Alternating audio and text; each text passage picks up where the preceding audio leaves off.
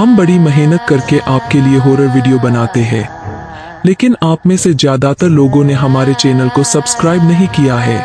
अगर हमारी भयानक कहानियां आपके दिल की धड़कनें तेज करती है और आपको रोमांच से भर देती है, तो हमारे चैनल को सब्सक्राइब करना ना भूलें। तो आइए इस डरावने सफर में हमारे साथी बने, सब्सक्राइब करें और हमारी हर नई कहानी का हिस्सा बने। पिशाच का कहर। रात का घना अंधेरा था और चारों तरफ सन्नाटा पसरा हुआ था। गांव के किनारे एक पुरानी वीरान हवेली खड़ी थी, जिसे गांव वाले पिशाच की हवेली कहते थे। हवेली के आसपास की हवा में एक अजीब सी ठंडक थी जो रूह को सिहरा दे। कहते हैं उस हवेली में एक पिशाच की आत्मा बसी हुई है जो सदियों से वहां सो रही है। लेकिन क्या हो अगर वो आत्मा जाग जाए। 4 दोस्त राहुल, विजय, मोहित और संदीप गांव घूमने आए थे। उन्हें रोमांच की तलाश थी। जब उन्होंने हवेली की कहानी सुनी तो वे वहां जाने का फैसला कर बैठे। अरे यार चलो ना, देखते हैं क्या सच में कुछ है वहां, विजय ने उत्साह से कहा। राहुल थोड़ा घबराया हुआ था। मुझे ये सही नहीं लग रहा, हमें वहां नहीं जाना चाहिए। लेकिन बाकी तीनों ने उसकी एक न सुनी और हवेली की ओर बढ़ने लगे। हवेली के पास पहुंचते ही उन्हें एक अजीब सी सिहरन महसूस हुई। हवेली के दरवाजे पर एक पुराना जंग लगा ताला लगा हुआ था। अब ये कैसे खुलेगा, मोहित ने कहा। संदीप ने हंसते हुए कहा, अरे देखो ये ताला तो पहले ही खुला हुआ है। जैसे ही उन्होंने दरवाजा खोला, हवेली के अंदर का सन्नाटा उनके रोंगटे खड़े कर गया। अंदर घुसते ही उन्हें एक सड़ी हुई बदबू आई। दीवारों पर जाले लगे हुए थे और फर्श पर धूल की मोटी परत जमी हुई थी। यहाँ कुछ अजीब है, राहुल ने धीरे से कहा। तभी एक कोने से धीमी आवाज आई, जैसे कोई कुछ फुसफुसा रहा हो। क्या तुमने कुछ सुना, विजय ने घबराते हुए पूछा। लेकिन कोई जवाब नहीं मिला। सभी ने चुपचाप आगे बढ़ना जारी रखा। जैसे ही वे सीढ़ियों की तरफ बढ़े, अचानक एक दरवाजा जोर से बंद हुआ। सबके चेहरे पर डर साफ दिखने लगा। हमें यहाँ से चलना चाहिए, राहुल ने हड़बड़ाते हुए कहा। लेकिन जैसे ही उन्होंने वापस मुड़कर दरवाजा खोलने की कोशिश की, वो दरवाजा खुद ब खुद बंद हो गया। अब उनके सामने केवल एक ही रास्ता था, आगे बढ़ना। अब हवेली के अंदर की हवा भारी होने लगी थी। उनकी सांसें थमने लगी थीं। तभी एक अंधेरे कोने से एक धुंधली परछाई उभरने लगी। वो परछाई धीरे धीरे आकार लेने लगी और फिर एक भयानक पिशाच के रूप में बदल गई। उसके चेहरे पर एक खौफनाक मुस्कान थी। उसकी आंखें लाल थीं और उसके नाखून लंबे और नुकीले। तुमने मेरी नींद क्यों तोड़ी, पिशाच की गहरी आवाज गूंजी। चारों दोस्त डर से कांपने लगे।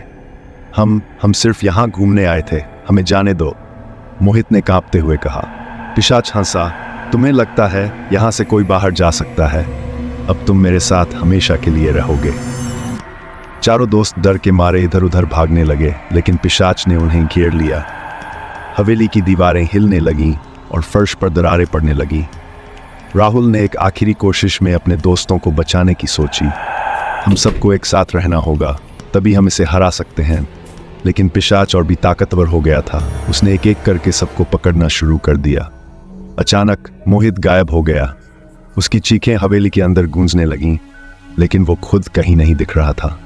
अब केवल 3 दोस्त बचे थे और उनके दिलों में डर और बढ़ गया था। यहां से निकलने का कोई रास्ता नहीं है, राहुल ने टूटे हुए स्वर में कहा। तभी एक तेज रोशनी हुई और पिशाच गायब हो गया। हवेली फिर से खामोश हो गई, लेकिन तीनों दोस्त समझ नहीं पा रहे थे कि वे बच गए हैं या अब भी किसी भयानक जाल में फंसे हैं।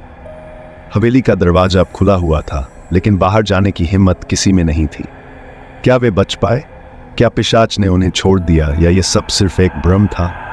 शायद पिशाच अभी भी वहां है, किसी और की इंतजार में।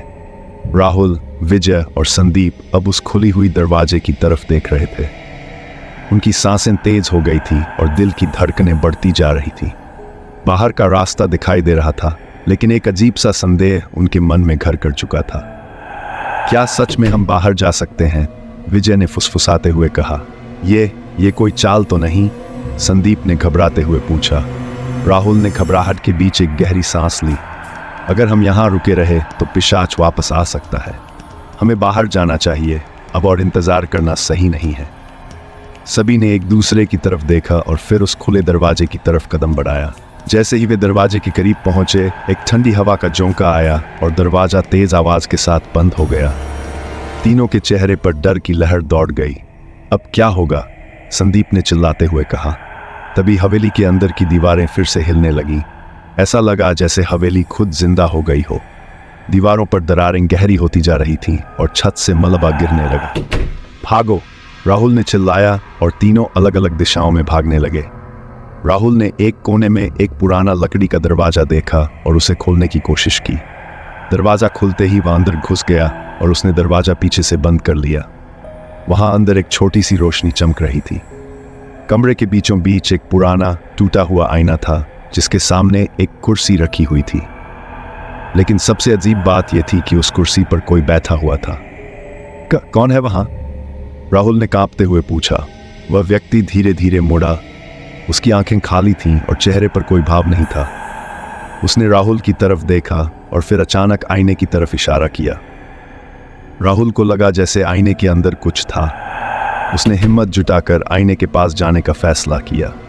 जैसे ही वह पास गया, उसे आईने में कुछ दिखा जो उसकी अपनी परछाई नहीं थी। आईने के अंदर उसे पिशाच की एक झलक दिखाई दी और तभी आईना जोर से टूट गया। टूटे हुए आईने से एक धुंधली परछाई बाहर निकली और हवा में घुल गई। राहुल ने समझा कि पिशाच अभी भी यहाँ है और वह अब उससे भाग नहीं सकता। उधर विजय और संदीप भी अपनी अपनी दिशा में भाग रहे थे। संदीप ने हवेली के एक पुराने तहखाने में शरण लेने का फैसला किया। वहां पर धूल से भरी हुई किताबें पड़ी थीं और चारों तरफ मकड़ियों के जाले थे। विजय ने हवेली के ऊपरी मंजिल की तरफ दौड़ लगाई। वहां के कमरे बंद थे, लेकिन एक कमरे का दरवाजा आधा खुला हुआ था। उसने अंदर झांकने की कोशिश की, लेकिन अंधेरे में कुछ दिखाई नहीं दे रहा था। जैसे ही वह कमरे के अंदर कदम रखता है, दरवाजा खुद खुद बंद हो जाता है। कमरे के अंदर कुछ भी नहीं था सिवाय एक पुरानी तस्वीर के। तस्वीर में एक आदमी था जिसके चेहरे पर डर का भाव था। विजय ने ध्यान से देखा तो पाया कि वह तस्वीर उसका ही अक्स थी। ये क्या हो रहा है? विजय ने घबराते हुए कहा। तभी कमरे की दीवारों पर खून से भरे हाथों के निशान उभरने लगे। वो निशान बढ़ते जा रहे थे और विजय को महसूस हुआ कि वो गिर गया है। उधर तहखाने में संदीप को एक पुराना ग्रंथ मिला। उस ग्रंथ में पिशाच की कथा लिखी हुई थी। उसने जल्दी जल्दी पन्ने पलटे और एक पन्ने पर रुक गया। पिशाच को सदा के लिए बंद करने का एक ही तरीका है, उसके सामने अपने सबसे गहरे डर का सामना करो। संदीप समझ गया कि उन्हें क्या करना है। उसने ग्रंथ को उठाया और तहखाने से बाहर की ओर दौड़ पड़ा। तीनों दोस्त अब एक दूसरे से अलग हो चुके थे। राहुल अभी भी उस कमरे में फंसा हुआ था जहां आईना टूटा था। उसने देखा कि उसकी परछाई अब गायब हो चुकी थी। उसे समझ में नहीं आ रहा था कि वह अब कहाँ है। विजय अभी भी उस कमरे में कैद था जहां खून के निशान बढ़ते जा रहे थे। उसने दरवाजा खोलने की कोशिश की, लेकिन दरवाजा जैसे चिपक गया हो। तभी उसे याद आया कि पिशाच से बचने का एक ही तरीका था, अपने सबसे बड़े डर का सामना करना। विजय ने अपनी आंखें बंद की और सोचा, मुझे यहां से बाहर निकलना होगा, मुझे अपने डर का सामना करना होगा। संदीप ग्रंथ लेकर दौड़ता हुआ हवेली के मुख्य हॉल में पहुंचा, लेकिन वहां कोई नहीं था। उसने विजय और राहुल को आवाज दी, लेकिन कोई जवाब नहीं आया। अचानक हवेली में एक जोरदार धमाका हुआ और सब कुछ थम गया। हवेली एक बार फिर से खामोश हो गई, लेकिन अब वहां कोई नहीं था, न राहुल, न विजय और न ही संदीप। ग्रंथ के पन्ने हवा में उड़ने लगे और हवेली की दीवारों पर एक नया संदेश उभर आया।